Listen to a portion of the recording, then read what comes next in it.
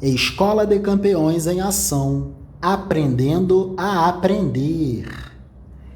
Com a mais absoluta certeza, se José do Egito estivesse entre nós, ele estudaria sobre a capoeira, pois a arte capoeiragem tem que ver com a formação econômica das principais cidades do Brasil do século XIX, Rio de Janeiro, Salvador e Recife.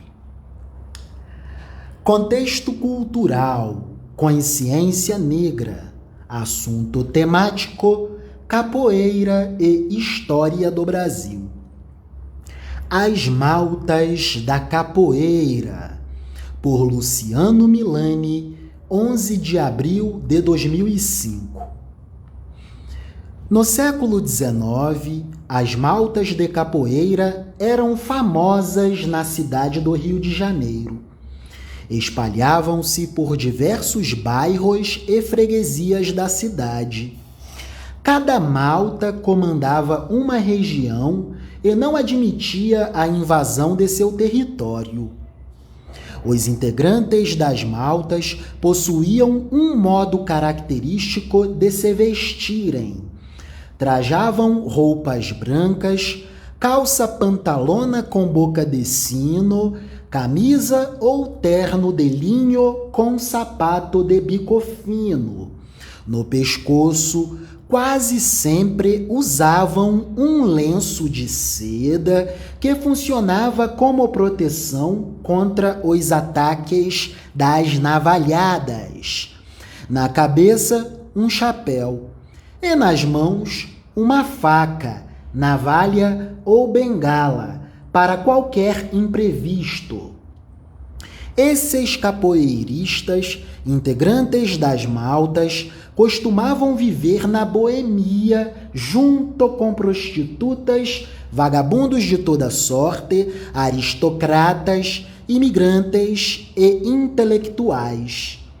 Gostavam de festas, comícios e lugares com aglomerado de pessoas para poder saquear, roubar ou arrumar confusão e brigas contra as maltas rivais.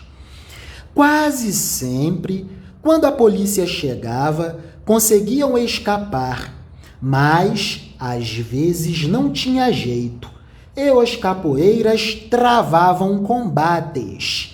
E não raro, mas quase sempre, deixavam os policiais estirados no chão. As maltas de capoeira eram algo que atormentava a população carioca, principalmente as autoridades que queriam de qualquer maneira exterminá-las. Havia várias maltas na cidade do Rio de Janeiro, e cada uma comandava uma região da cidade. Com o detalhe e observação que o Rio de Janeiro abrigava a capital do Brasil. A capital do Brasil esteve no Rio de Janeiro entre 1763 e 1960. Quase 200 anos abrigando a capital do Brasil. No Rio de Janeiro, havia duas maltas que se destacavam: os Guaiamuns e os Nagoas. Os Nagoas atuavam na periferia, chamada Cidade Velha. Eram ligados aos políticos monarquistas do Partido Conservador. Aqueles políticos que defendiam o império. Os Nagoas tinham uma tradição escrava e africana.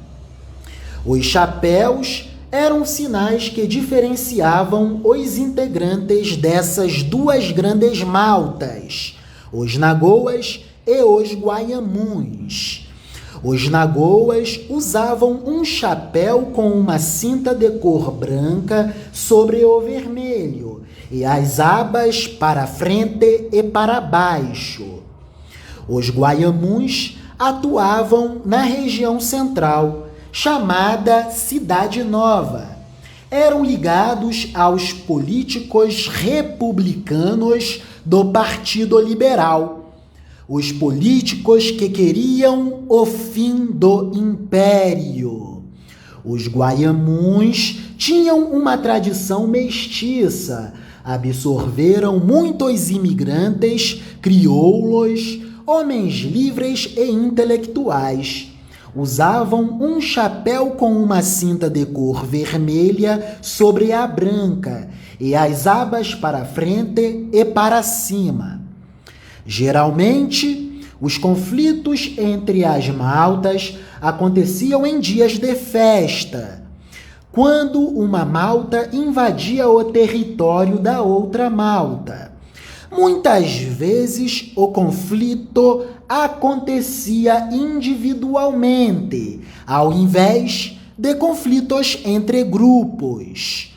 Um dos componentes de uma malta travava combate com um outro componente de uma outra malta, enquanto o restante ficava olhando e admirando, e independentemente do resultado, todos aplaudiam calorosamente, muito admirados, pois se tratava de um ritual.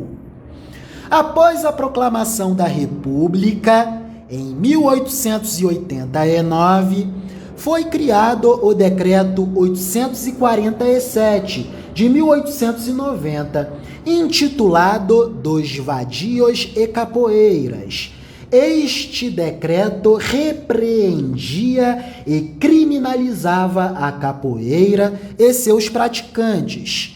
Então, através da perseguição policial, pouco a pouco foram sendo encarcerados, exilados ou exterminados os chefes das maltas. E as maltas foram perdendo força e se desmantelaram de vez e definitivamente. Que interessante texto sobre as maltas da capoeira. Arte capoeiragem, arte essencialmente brasileira, que tem que ver com a formação econômica do Brasil. E se José do Egito estivesse entre nós, aqui no Brasil, com certeza ele estudaria sobre a capoeira, pois a arte capoeiragem tem que ver com a formação econômica das principais cidades do Brasil do século XIX. Rio de Janeiro, que abrigava a capital do Brasil, Salvador e Recife. Que curiosidade interessantíssima! A capoeira teve tudo o que ver com o desenvolvimento da política brasileira. Na transição do Império para a República, a capoeira era instrumento de capangagem e proteção a políticos. É a capoeira servindo como instrumento da capangagem política. E que curioso, se observarmos o tempo presente, verificaremos que há total vinculação histórica com o presente.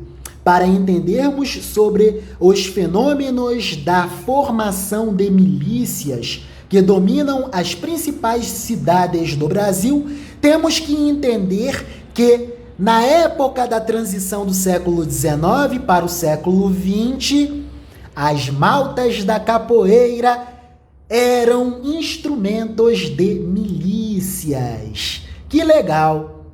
É a capoeira como instrumento fundamental para compreendermos sobre o desenvolvimento da história do Brasil. Escola de Campeões, aprendendo a aprender.